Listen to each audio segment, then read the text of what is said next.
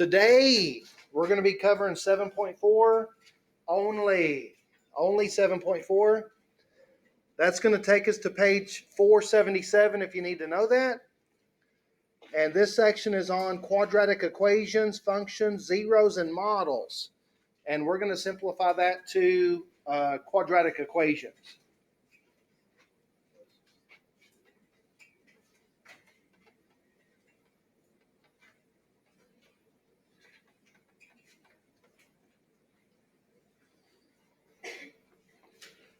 That's going to be our focus today, is solving quadratic equations.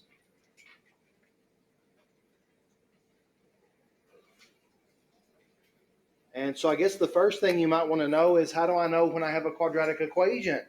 Like looking at an equation, how do I know it's quadratic? Here's the standard form of a quadratic.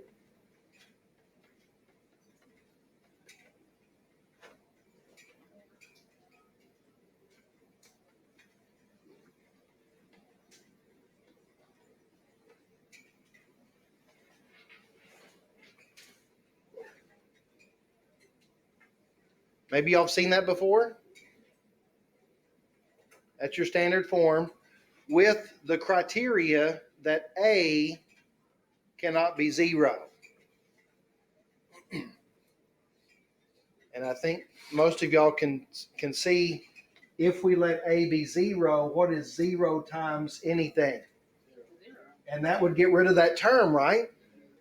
That would get rid of my x squared. But in order to have a quadratic, you have to have an x squared.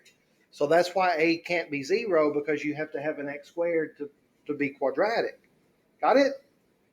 All right, so we're going to look at 3 different techniques for solving quadratic equations. And the first one is factoring.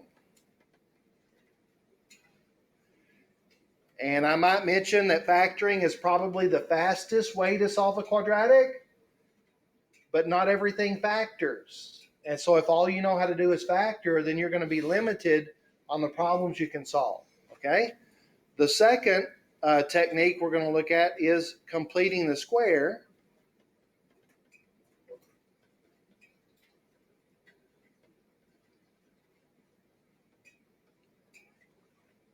And completing the square is important when you get to higher math like pre-calculus or calculus. And they're going to expect you to know how to complete the square later, okay? So we've got to focus on that. And by the way, completing the square is the technique that had to be used to get our third technique, which is the quadratic formula.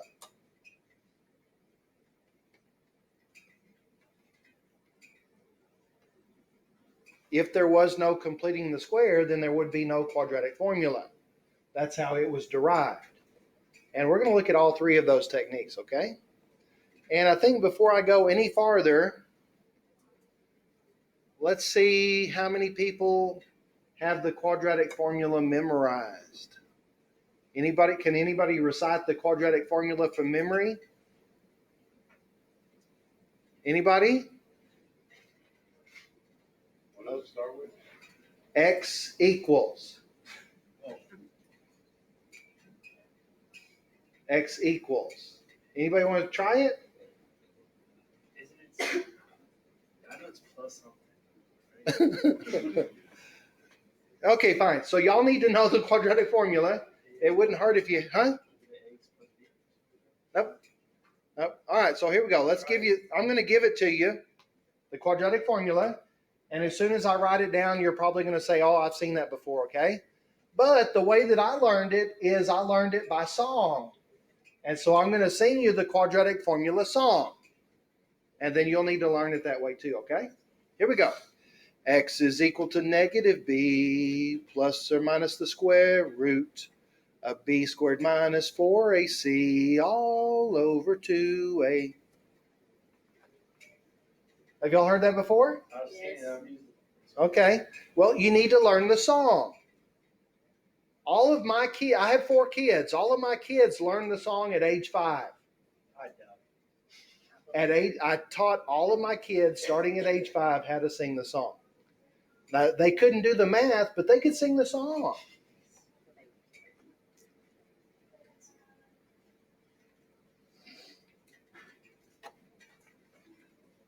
So that is the quadratic formula. Kind of important. I think that's going to be my first tattoo. If I ever get a tattoo, that's going to be my first tattoo. She's gonna get it right here on the chest. No, I'm going to put it somewhere people can see it. Yeah. Not on my forehead, no. All right, are y'all ready to learn the song? Y'all are going to have to know how to sing it, okay? Here we go. Oh, did y'all notice the tune, by the way? The tune. Yeah. What was the tune? Oh, goes the- Yeah, Pop Goes the Weasel. All right, here we go again. Y'all ready? X is equal to negative b plus or minus the square root of b squared minus 4ac all over 2a. Do y'all think y'all can learn that? I think I can learn that without learning the song. Okay. I can provide you the sheet music if you need it. I do have that the sheet music. Yeah, okay. Let's get started. First example we're going to look at is number 3.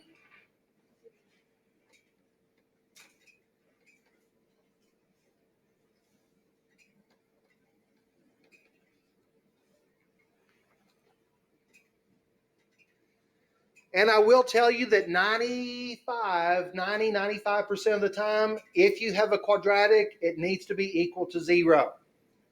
There's about a 5 or 10% chance that you can get away with it not being equal to 0, okay?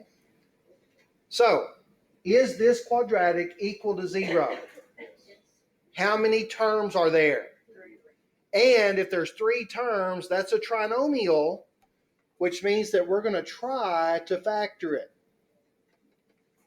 We're going to try to factor it like we factor a trinomial. Now, did we do factoring yesterday? Oh, so y'all are fresh. Okay. Can you read the signs? Yes. Minus at the back makes them different. Minus at the back makes them different. X times x makes x squared. And then I'm going to need 2 numbers that multiply to make 20 and subtract to make 8.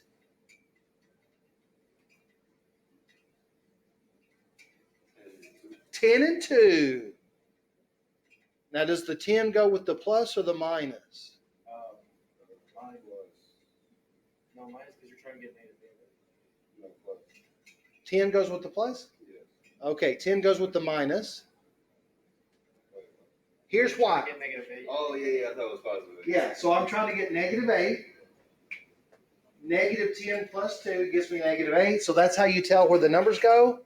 And now that it's factored, I can set each factor equal to 0. And that also tells me that I'm going to get 2 solutions. So moving the 2 over, we get x is negative 2. And moving the 10 over gives me x is 10.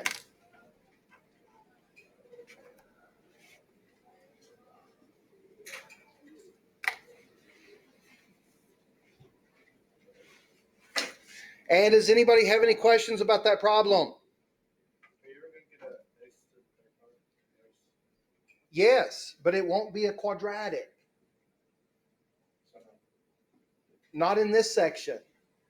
Okay, but the question was, will you ever get an x to the third? And the answer is yes, you may see an x to the third, but not in this Let me section. rephrase that. Will you ever get an X to the third in this? No, because if it exceeds x squared, it's not a quadratic.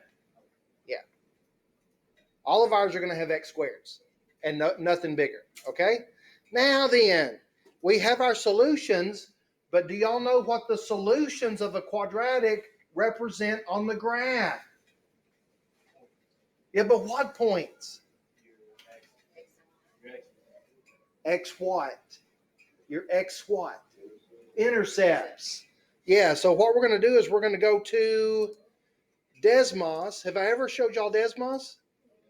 I tried using it. Oh, I use this. Yeah? It's hard. After class, let's look at it, okay? Because it shouldn't be that hard. And not because you got to put it into like. Because on the My Math Lab, we had a lot of questions Yeah? with that. Yeah, and I couldn't figure out. After I teach the lesson, I want to look at it then. Because it shouldn't be that hard, okay? So what did I have? X squared. And minus 8x. minus 20 equals 0. Okay, and then if I scroll out a little bit and click on the x-intercepts, whoops. Do y'all see that my x-intercepts correspond with my answers? And so that's a nice thing to know. The solutions of a quadratic correspond to the x-intercepts of the graph. Yeah. Are you always going to get two answers? Or no? If it's quadratic, yes. Yes. By the way, did y'all know the biggest power tells you how many answers you get? Yeah. So if you got a quadratic, you're always going to get two solutions. So if you get it, so there you have three. That's right. That's right. And that's called the fundamental theorem of algebra, if you need to know that. The fundamental theorem of algebra. Yeah.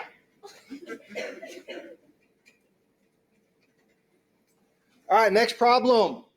Let's look at number 8.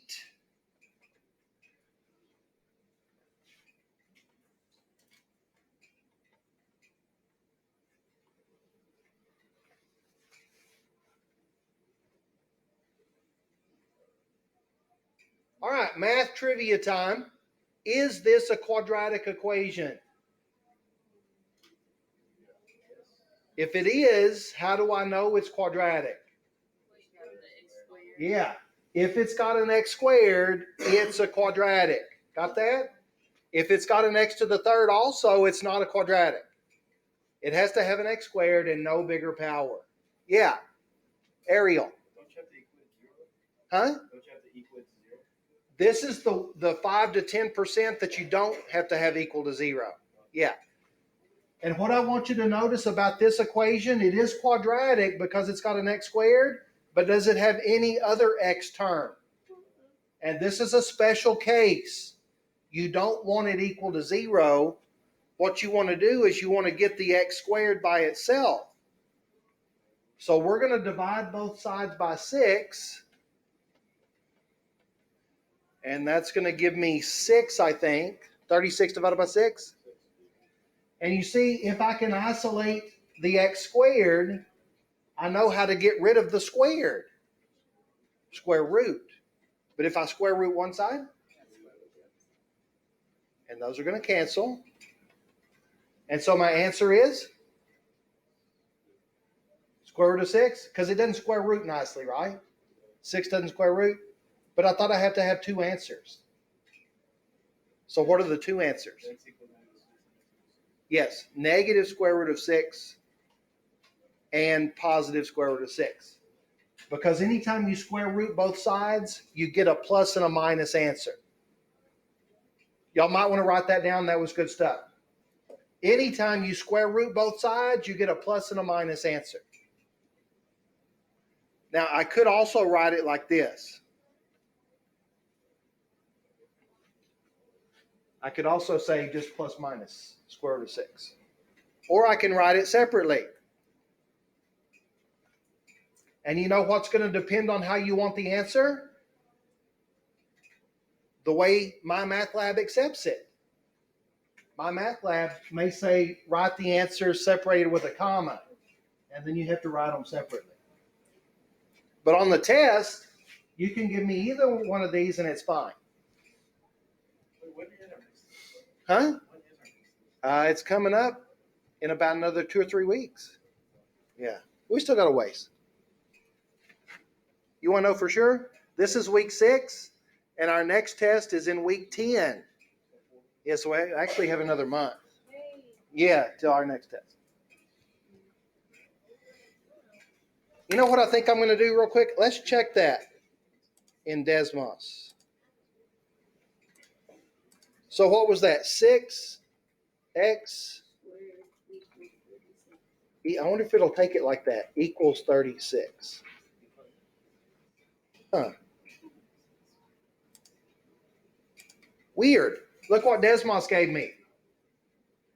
Negative 2.449 and positive 2.449. I wonder. You can click on it to see what the points are. On Desmos? Yeah. You sure can. And you can do that on your phone too. Yeah. Oh, I didn't click on it. Well, we'll look at it, okay? Because I'm going to make you. Now, do y'all see what I'm talking about on Desmos? Did it give me square root of 6? Now, does anybody have a calculator handy? Would somebody type in square root of 6 and make it a decimal? And it is 2.449 approximately. Okay. So you can use Desmos, but it's going to give you a decimal, but then you can check these by making them decimals. Y'all have the ability to do that, right? And did you also know that on some questions it may say round your answer to the nearest 100 or 1,000, and then you will have to make this a decimal. If it says round, you better be prepared to give me a decimal. Okay? Would y'all like to look at another one like that? Or do you want to move on to the next thing? Huh? Okay, another one like that. Let's look at 11. This one looks good.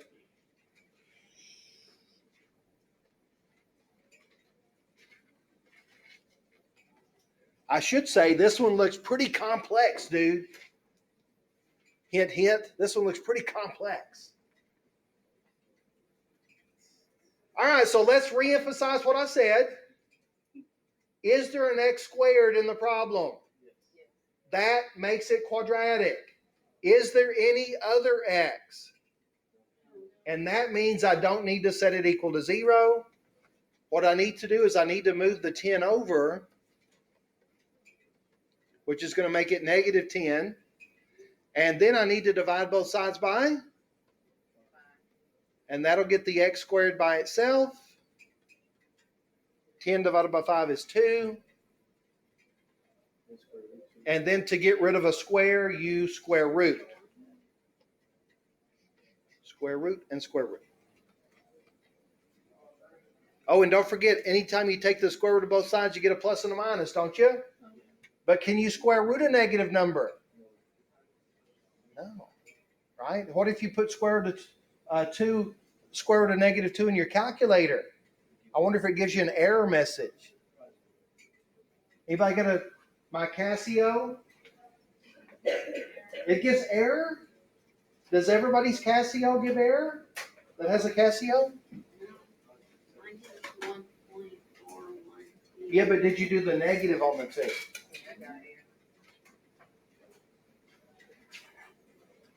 Oh, I see. Look at the very end of that number. Oh, yeah. So, for those of you that have my Casio, are y'all listening? Would you please hit mode 2? Mode 2. And then try doing square root of negative 2.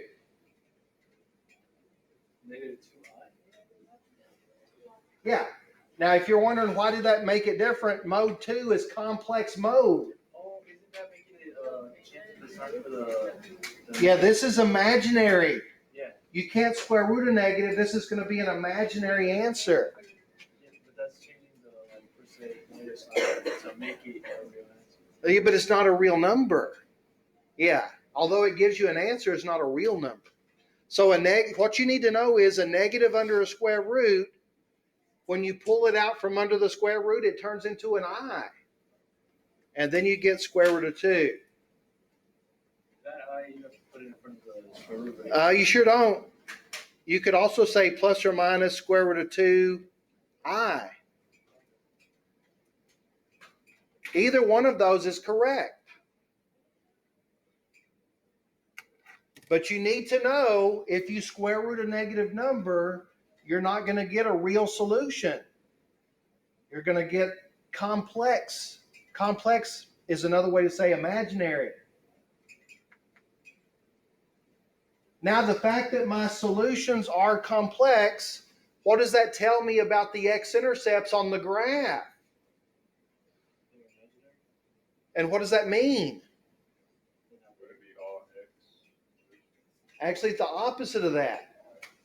It's not all x, it's no. What's the opposite of that? All Okay, let's graph it. 5x squared, what, plus 10? Whoops, where did my graph go? Oh, there he is. Y'all see where the graph is? So where does that graph cross the x-axis?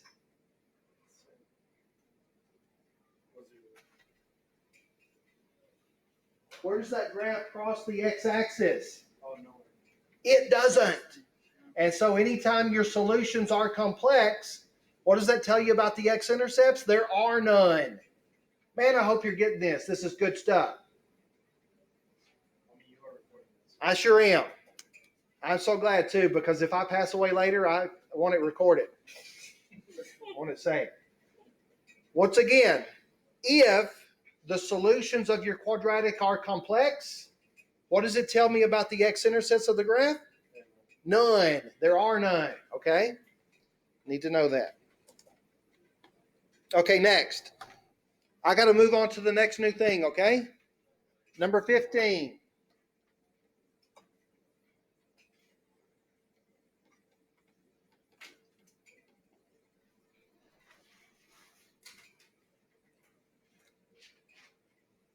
Is that a quadratic equation? So there is an x squared, right? Is there any other x? Ah, so this time we have to set it equal to 0. So you have to keep the 6x on. Yeah, so we're going to bring the 6x over. It's not like the other two that we just did. There is another x. So we're going to set it equal to 0. But this time, did you notice there's only two terms? And do those two terms have anything in common that I can factor out?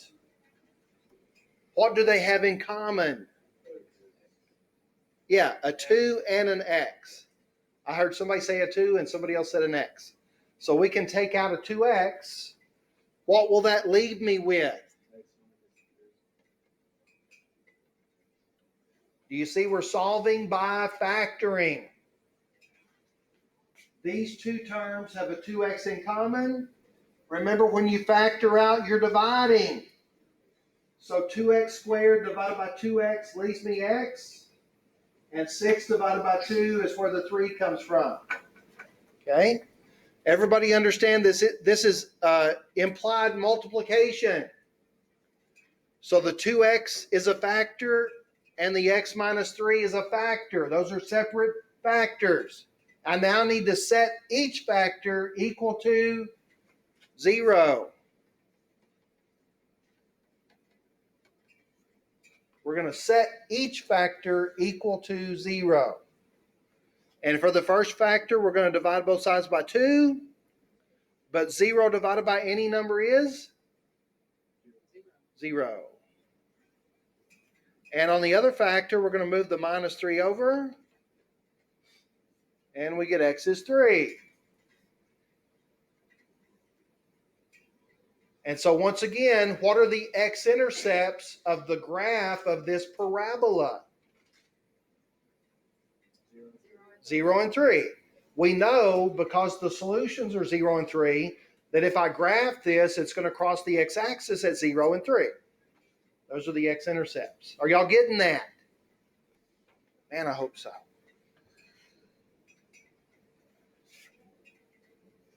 And can we do one more that I make up? Okay, I'd like to make one up. So we're going to call this my problem.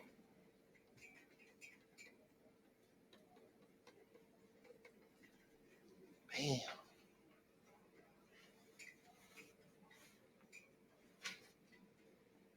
Is that a quadratic equation? Yes. Does it have an x squared? Yeah, so it's quadratic. But this time it's a trinomial. There's 3 terms. And so we're going to try to factor it. Did y'all notice that I do have a lead coefficient? And does anybody remember how we did that yesterday? If there's a lead coefficient, what technique did I teach? Yeah, the 3 R's. So we're going to practice the 3R method again today. Now you're seeing an application of what we did yesterday. So isn't it in place? The first R is remove. We're going to remove the 12 and multiply it by the 6. Does anybody know what 6 times 12 is?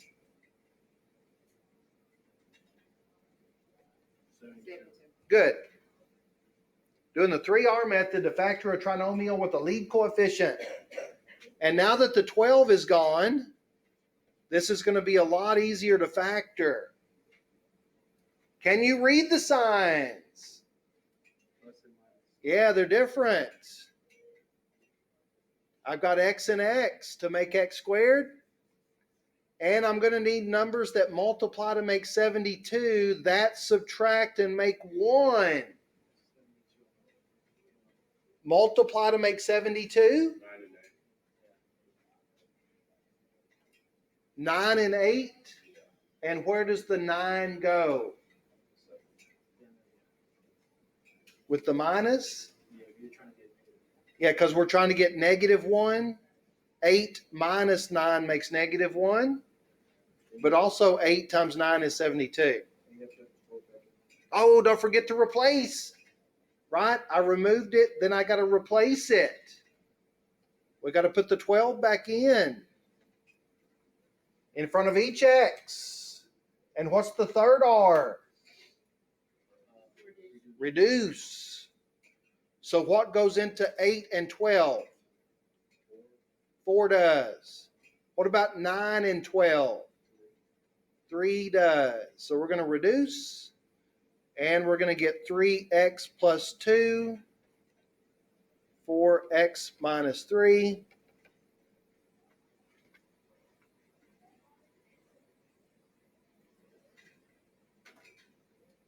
And that completes the 3R method, right?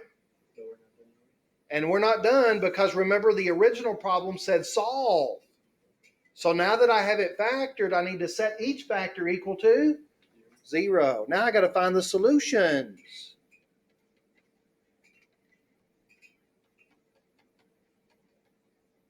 So we're going to move over the 2 and divide both sides by 3. And we get -2/3 as an answer. One of my answers, -2/3. On the other factor, we're going to move the 3 over, divide both sides by 4,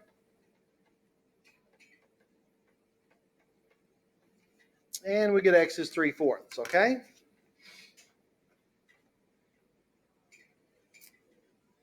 So far, so good?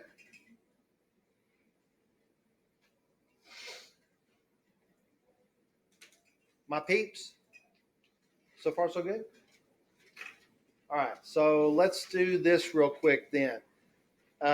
Casio users, the people that actually got the calculator I recommended, I'd like to teach you real quick how to use the calculator to check those. Is that okay? So push what I tell you. If you've got the Casio, are you ready? I need you to push mode 5.3. Mode 5.3. And it's going to ask you to put in A, B, and C. So for the problem we just did, 12 is A. So put in 12 and hit equals. You don't have to put the exponent? Nope, just the coefficient. Just the 12, hit equals. What is the B? -1. Make sure you put -1 and hit equals. And C? -6 and hit equals. And then if you hit equals one more time, it's going to say x1 is, and hit equals again. And the calculator will actually do it for you. Yeah, and that's why I recommend the calculator I do. It's got a quadratic solver. It'll solve it for you. Okay? Oh, it doesn't give you any more value. And I got to tell you, I like what Tanaya just said. You better write down the steps because guess what it's going to say on the test? Must show work to get credit. You can use your calculator to check your handwritten work. It's a nice tool, right? Yeah. So first is Mode 5.3, ABC. It rhymes. Mode 5.3, ABC. I thought I saw somebody with the TI-36X Pro too. Does somebody have a TI-36X Pro out there? Kelly, Or is that yours? Yeah. Do you know how to do it on yours? In blue, look for polysolve. Do you see where it says polysolve in blue? But since it's in blue, you got to hit the blue button and then that. And then pick the quadratic. And then you can put in A, B, and C. So yours has it too.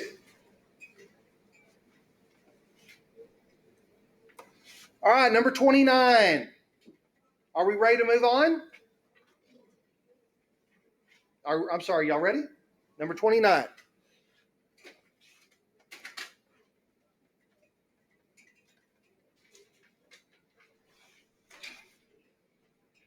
Now then, for number 29, the instructions say solve by completing the square.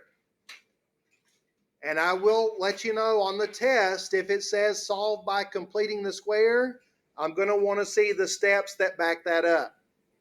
So are y'all paying attention to see how completing the square works? Okay, first of all, remember our standard form, ax squared plus bx plus c equals 0? Do I remember that standard form? If you're completing the square, the first step is always to move the constant over. Whatever the c is, you want to move that over. Now, if you look at our problem, did you notice the constant is already over there? Y'all, by the way, y'all do know what constant means, right? The number without a letter. The 7 is already over there. So this is already one step ahead in the process. Okay? Next step for completing the square.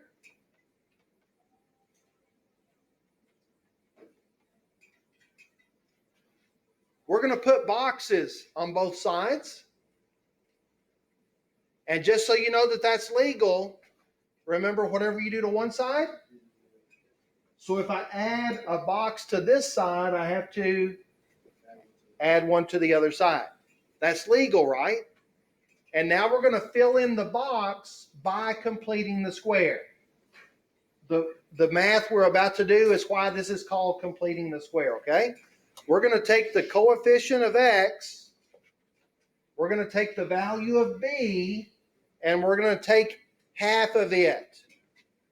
What is half of 6? And then that number we're going to square. 3 squared?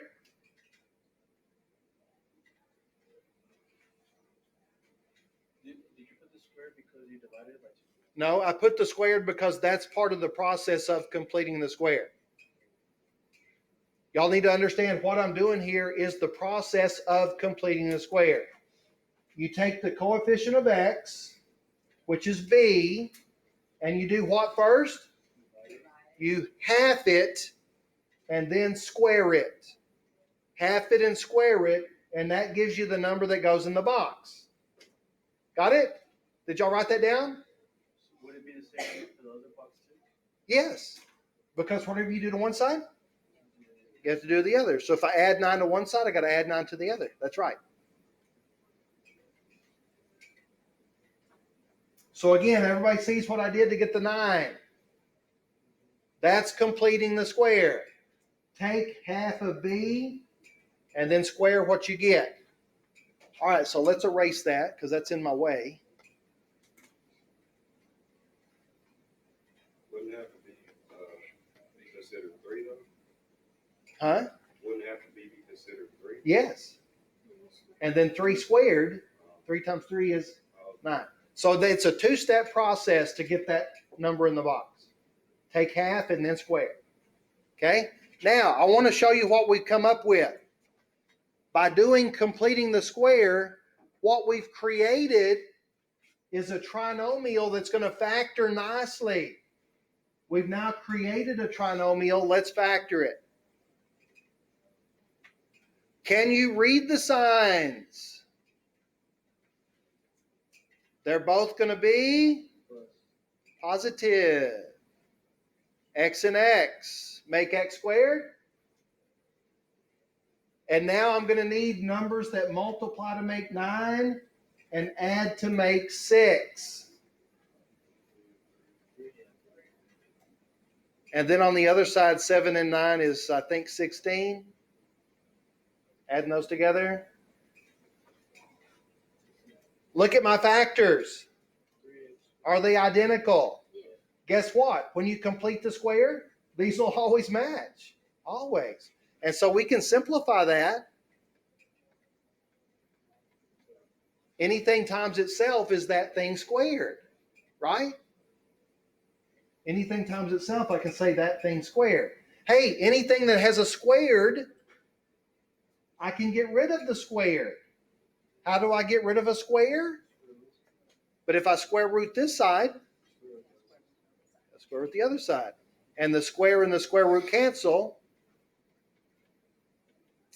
Anybody happen to know the square root of 16? 4. And how many people remember what else has to happen when you square root both sides? Yes. Plus and minus. So that's going to be 4, but it's going to be plus and minus 4. You could, if you wanted. I'm going to leave it like this because I'm lazy. It's less to write. And remember what the ultimate goal is to get x by itself. Do you see how close I am? What's the last step? Move the 3 over. Now, when you move him over, he's going to jump right here in front of the plus minus. That's going to be negative 3 plus or minus 4.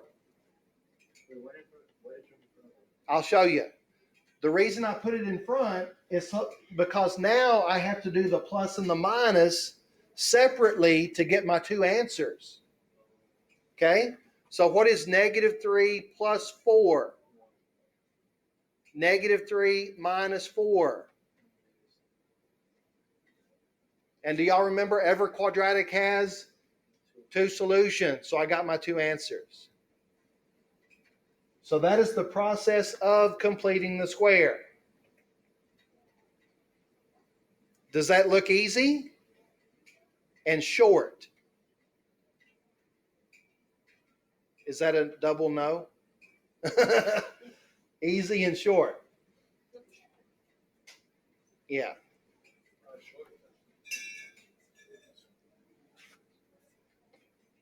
Oh, well, I bet y'all can learn it, though. It's not that hard. Next problem, number 31.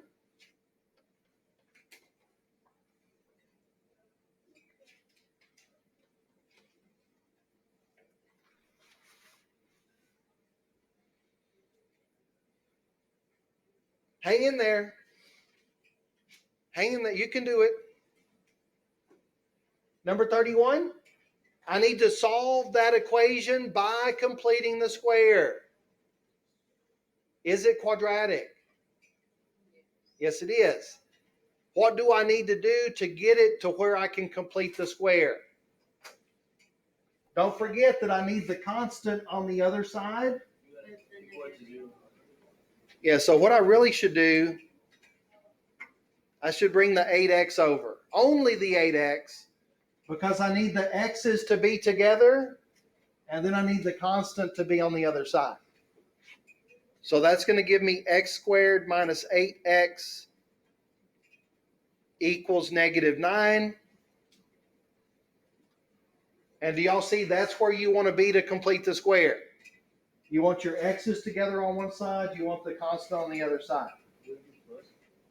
Would what be plus? Yeah, the box is always plus.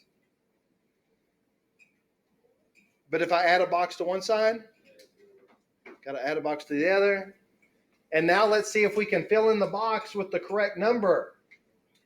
Remember the 2 steps to complete the square? Half it and square root. So what is half of negative 8? Negative 4. But then what is negative 4 squared?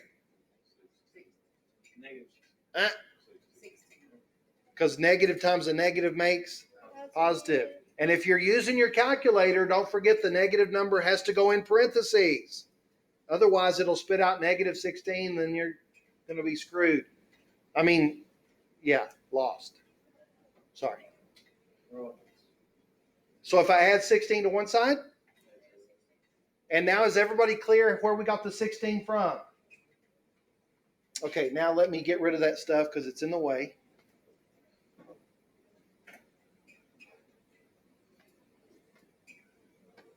And now we're going to take our trinomial that we created and factor it.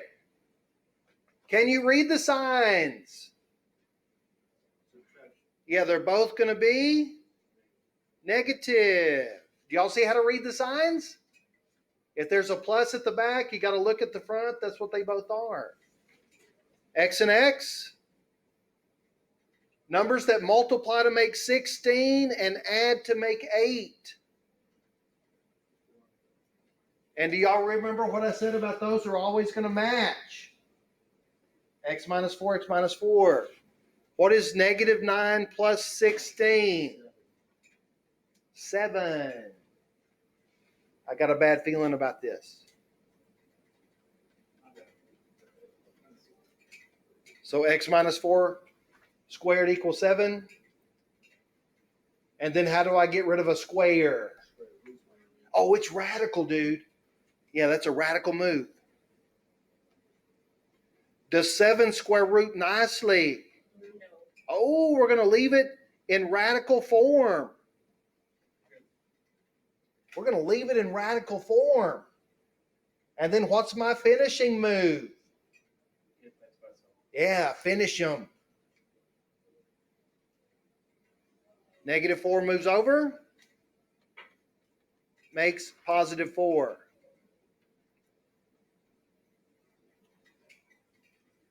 And those are the exact answers. You would actually leave it like that if you want the exact answers.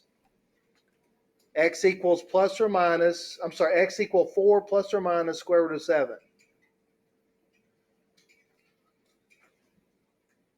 So you want to do like 4 plus 7, 4 minus 7, just like that? Right. You want to know why? Because the 7's got a square root, and a square, if you're thinking about PEMDAS, a square root is on the same level as an exponent. So if you're going to try to tell me 7 plus 4 is 11, you just violated the order of operations. You did addition before doing a power. So do y'all understand? I can't take that any further and simplify it. Hey, I wonder if the Casio will spit out those answers. Y'all want to check it with the Casio? Yeah, first of all, let me make sure that you understand. If you're going to be plugging in the A, B, and C, you have to set it equal to 0.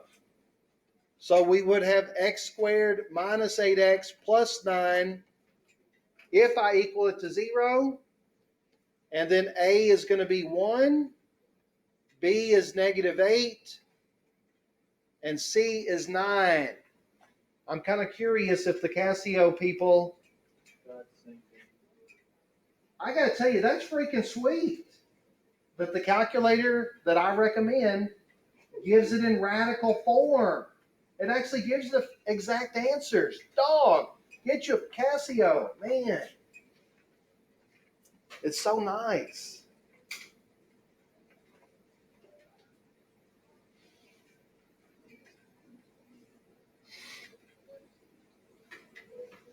What if I need those to be decimals?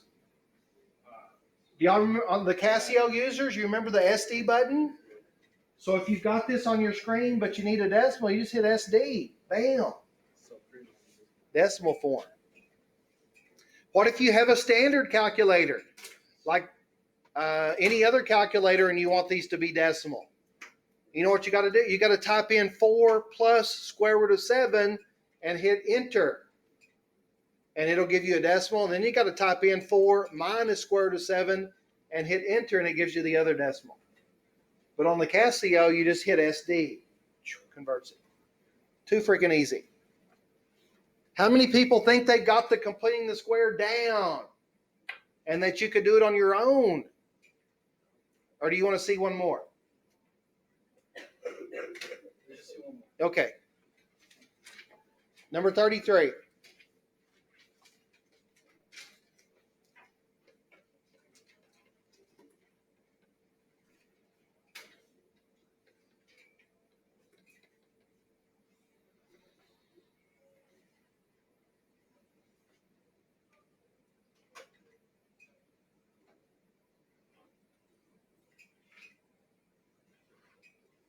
All right, is that a quadratic equation? It has an x squared and no bigger power. Is it in standard form? Yeah, remember if I scroll up, remember standard form is all of it equal to 0. It's already equal to 0. So that is in standard form, but the instructions say solve by completing the square. So what is the first step you're going to have to do? If I'm going to complete the square, what do I have to do first? Bring the 25 over.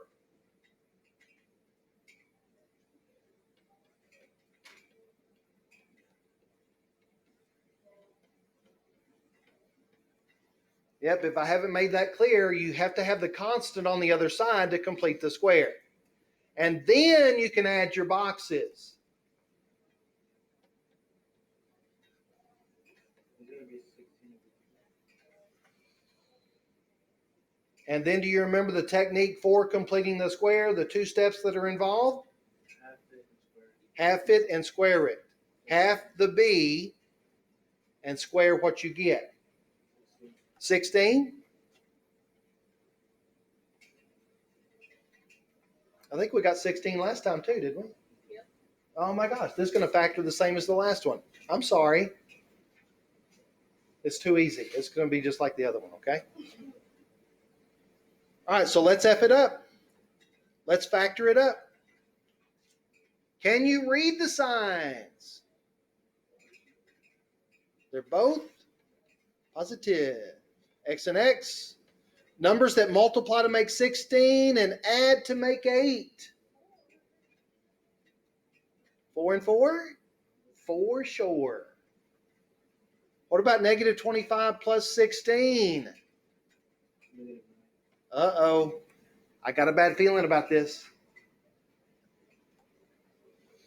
X minus 4 times X, I'm sorry, X plus 4 times X plus 4, X plus 4 squared. I don't know if you've noticed, but there's a pattern to this. Have y'all noticed? Get the C on the other side, take half and square, factor, and then once you factor, you always write it as a square. And then how do you get rid of a square? Square root it. Oh, look out. I'm going to square root a negative number. Do you know what to do? I do. Get it? I know what to do. So what is the square root of 9? What's the square root of 9? 3. You got the I part, but you got to square root the 9. Square root of 9 is 3. Because it's negative, I get an I, right? And what else do I need? Plus or minus. And then I'm down to the last move. Finish him. Finish him. Man, math is a lot like Mortal Kombat. You got to finish them.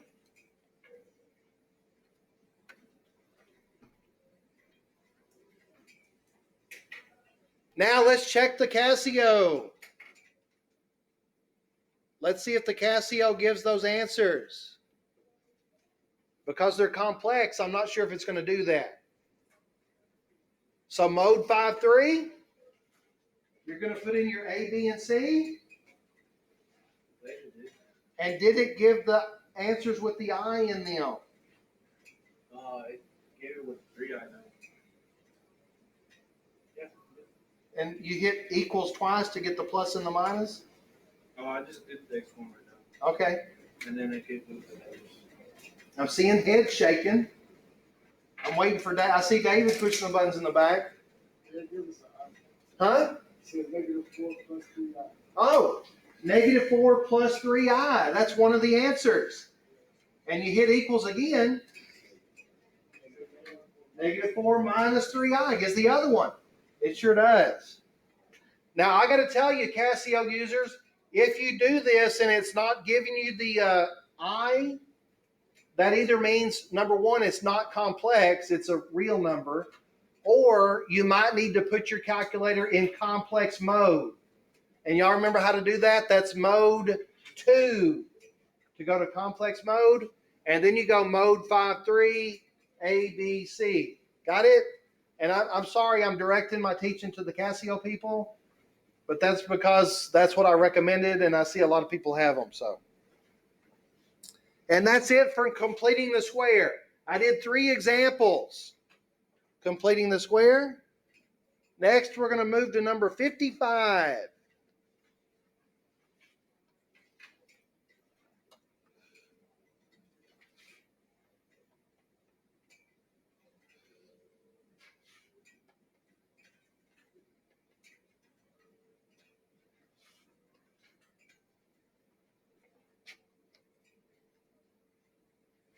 And the instructions for number 55, it says, use the quadratic formula to find the exact solutions. Use the quadratic formula to find the exact solutions. Now, the quadratic formula means sing the song. We're going to be singing the song again. -b plus minus square root b negative bx. You're getting close. I know it's divided by 2a Yeah. plus 4. Most people remember the all over 2a part. Yeah. Plus 4ac. Right? Yeah. But in order to sing the song, we first have to set it equal to 0. So we're going to have to set it equal to 0.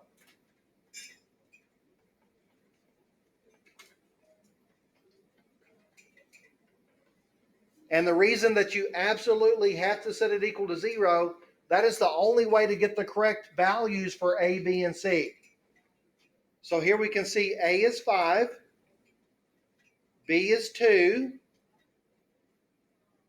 and C is also 2. So far, so good? Now, let's sing the song. All together now.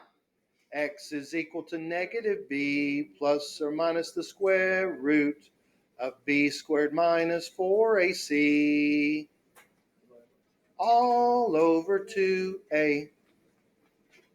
Y'all need to learn that.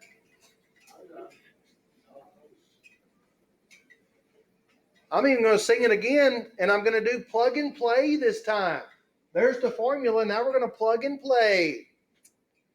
X is equal to -b plus or minus the square root of b squared minus 4ac all over 2a.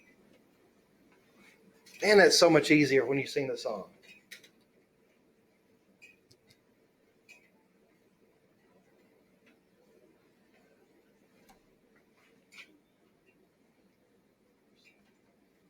All right, I'm going to need some calculator assistance. I need somebody to calculate the radicand. The word radicand means the stuff under the radical. What is 2 squared minus 4 times 5 times 2?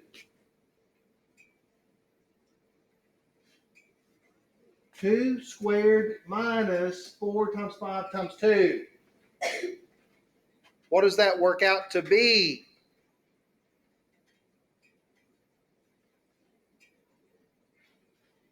We don't have the ability to put plus or minus. No, you don't put the plus or minus in there. So you put -2 for.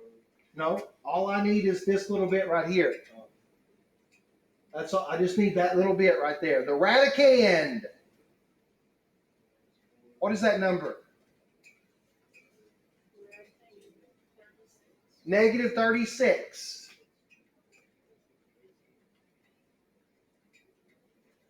Anybody else agree with -36? I'm waiting. -36? -38. Oh, you did the square root though. I don't need the square root, just the stuff underneath.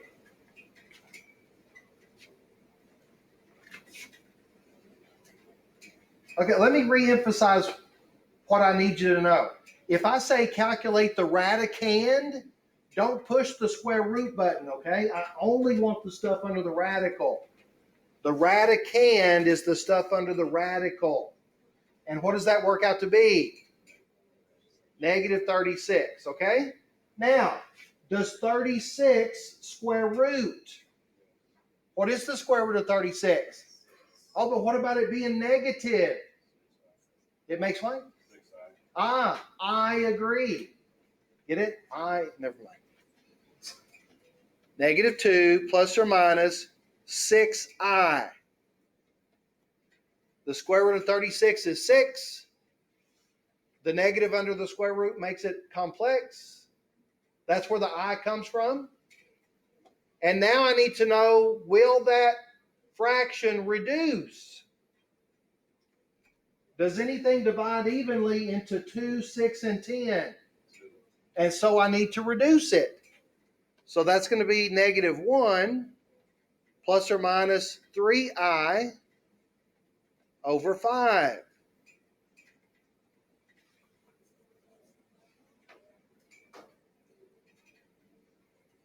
Or I could write it as negative 1/5. Did you divide it by 2?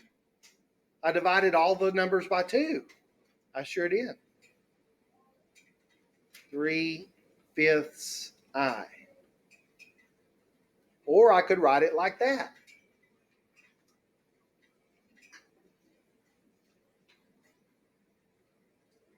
Now there is an advantage to rewriting it the way that I showed you there. If I rewrite it as separate fractions, that's really closer to standard form of a complex number. You see, I can see what the A is and I can see what the B is here. Do y'all see that? If I write it separately, it's more like standard form of a complex number. But this would get you full credit on the test. Right here? And that's better because it's in standard form. So I'll get extra credit. You'll get a smiley face. Yeah. That's the extra credit. No, right? Yeah. The extra credit in here is when you make me happy. Yes. All right, let's try another one. Let's move way the freak down the line to number 75.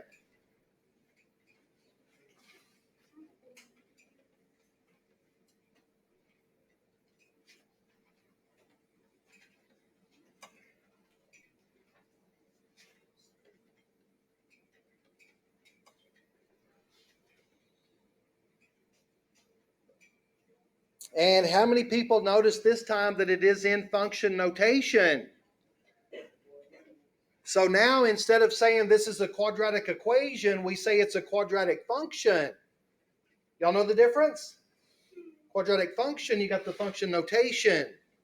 If there's no f of x, if it's just equal to 0, that's in a quadratic equation. Here's what the instructions say. It says find the zeros of the function. Find the zeros of the function. What that means, it means find the solutions if you set it equal to 0.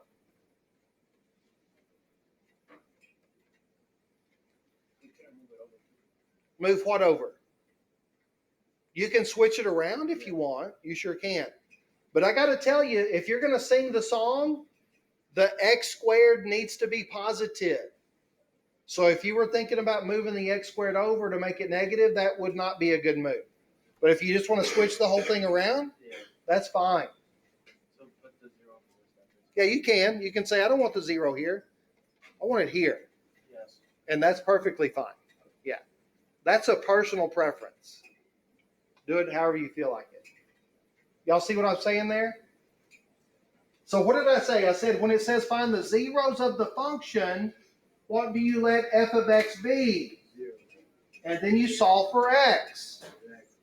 Now this is a quadratic equation, right? I think we need to sing the song. So A is 5, B is -2, and C is -1. And here we go again, all together now. X is equal to -b plus or minus the square root of b squared minus 4ac all over 2a. Man, y'all did not back me up at all.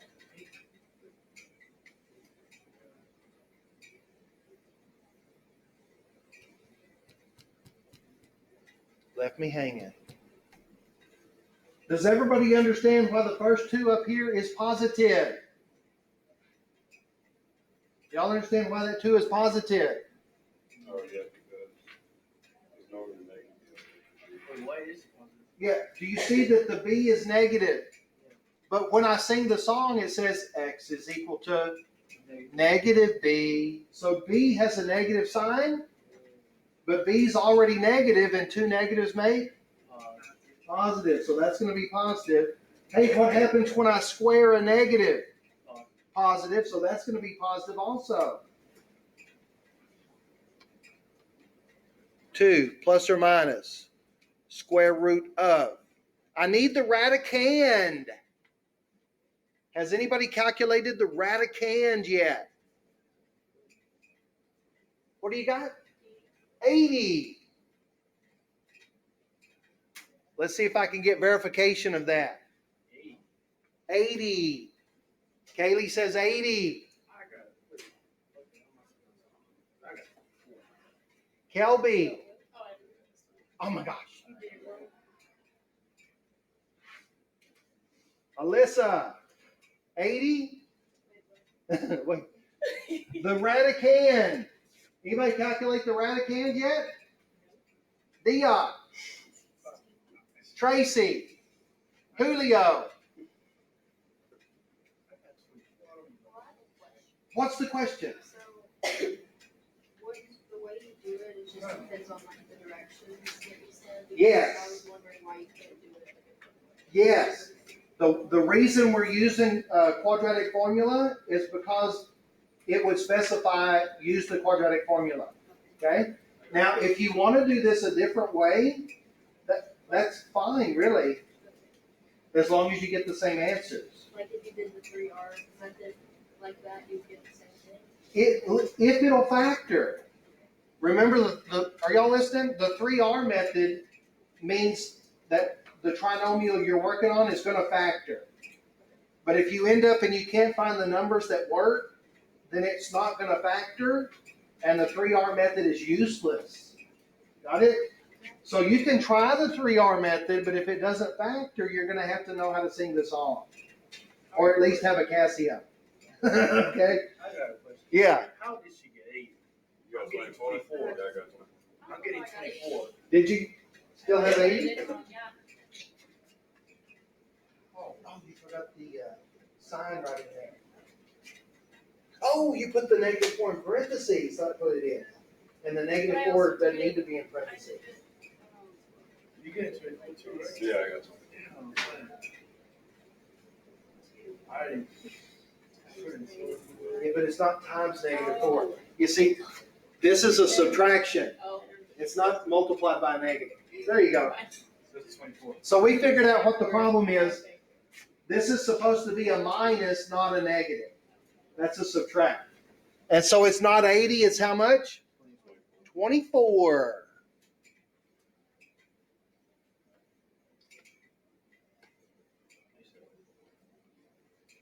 I didn't say anybody was wrong. No, she said. Oh. Can somebody square root 24 for me? What does that simplify to make? 2. That's what I want. 2 square root of 6. And does the Casio break that down for you? Hallelujah. Square root of 24 breaks down as 2 square root of 6. And then will that fraction reduce? Does 2, 2, and 10 reduce? Yes. So it's going to be 1 plus or minus square root of 6 over 5.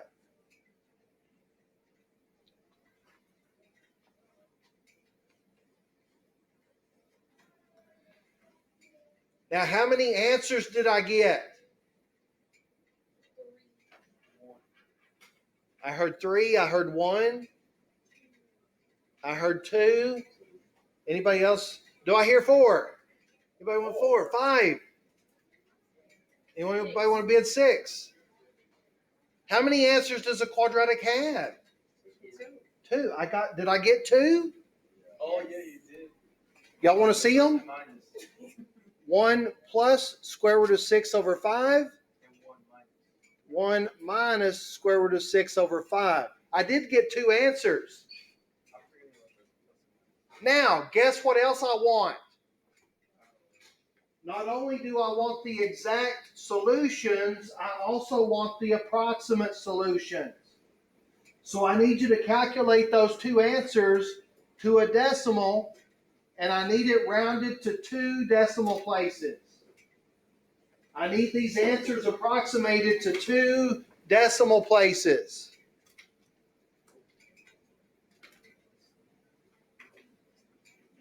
And as soon as you've got them, I'll take them.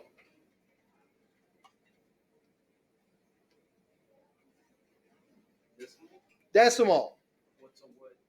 To 2 decimal places. 0.6.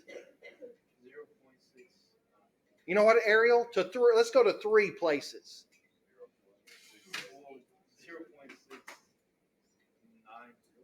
0.690. 0.690. 6, 8. I'm trying to write it because What's after the 8, 9? 8, 9. Oh, another 9? Yeah. So do y'all understand 6.899? No, it goes 0.68989. I'm sorry, it goes point what? 6.8989. No, 0.6. Point 6? Well, 0.68989. So, no, like you have it right there, just put the point in front of 6. Dude, no, class is not over. I got 10 more minutes. Like that. How's that? 0.68989? And if you want to go on, we could. But Now, do y'all see if I want to round to 3 decimal places, I changed my mind. I want to go to 3. What's after this 9?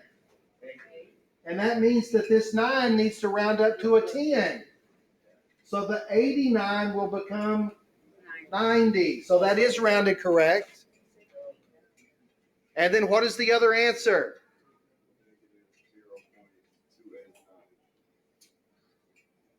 Okay, so DOP offers negative 0.289. Yeah.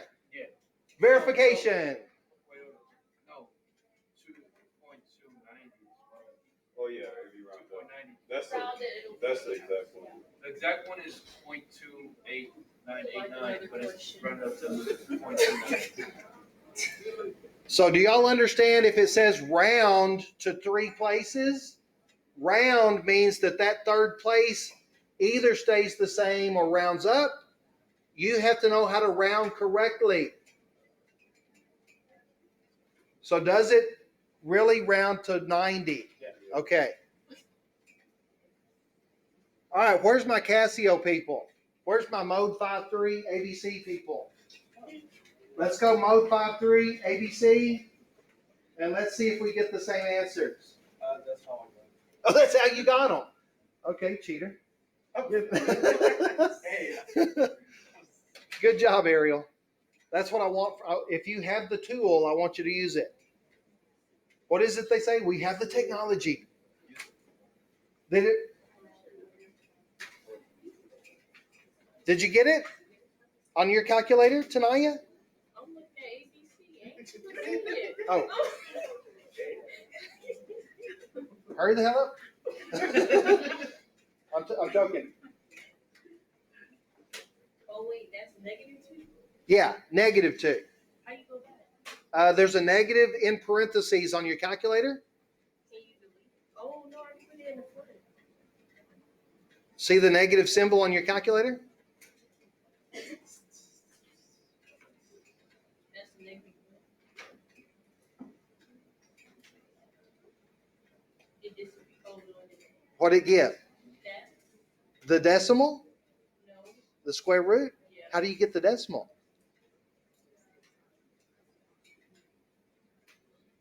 Man, what happens if you hit equals again? The other one? SD? Man, you need to know that. It's good stuff. I'm not done. This class ends at 2:50 and I've got 6 minutes, so I got one more to do. Let's see. I want to do number 97. Number 97. Oh, it's a word problem. That is not what I wanted to hear. A word problem. We've got h of x equals 0.012x squared. Yeah, negative 0.583x plus 35.727.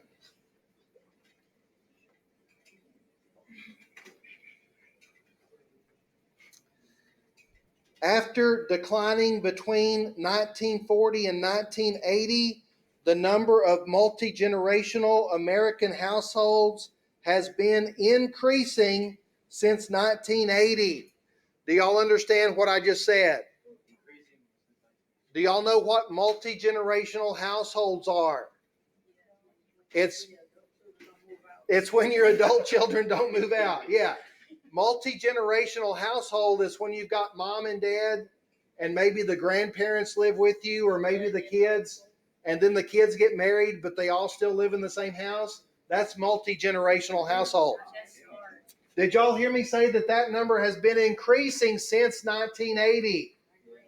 This function models the percentage of multi-generational households. It says X is the number of years after 1940. X is the number of years after 1940. And so what they want to know for number 97, it says, in what year were there 40 million multi-generational households? In what year were there that many? Now, did you hear me say, in what year? Does that mean I'm looking for time? And do you see time is X? And so I'm going to be solving for X. But that means I need to know what Y is. That's the 40. The Y here is how many multi-generational households, okay? So there's 40 million. We want to know in what year that happened.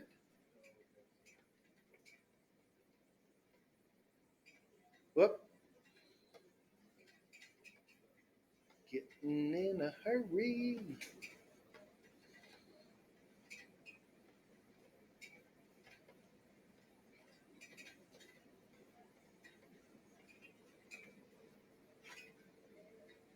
You follow me?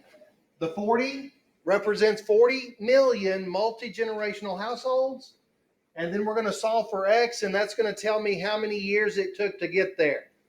Is this a quadratic equation? Is it equal to 0? Guess what we need to do with the 40? What's the song?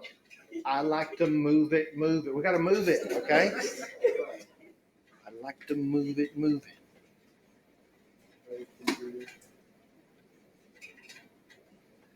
And I got to tell you, I'm going to need some assistance from my Casio people because we want to make this as easy as possible. In fact, any calculator person can help me first. Does anybody know what 35.727 minus 40 is? I need to know what that subtracts to me.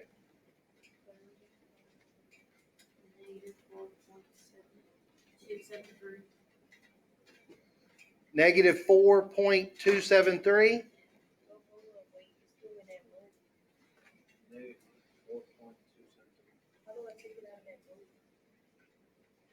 What mode?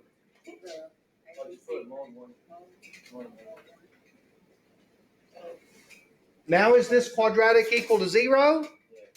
And now what is my value for A? 0.012. Yeah, 0.012 is A. B. 0.583.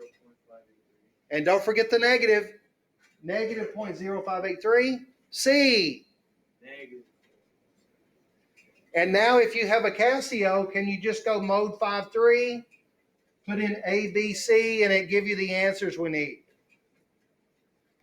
Yes, the answer is yes. And so I'm going to wait for my button pushers to produce an outcome so that I don't have to sing the song one more time. The technology is never too much, okay? I'm ready. 5.05. Are we going to the third decimal or second? 5 point. 0.05. Okay, we're just going to round that to the whole number. Let's just say 55. And was there another answer? Yeah.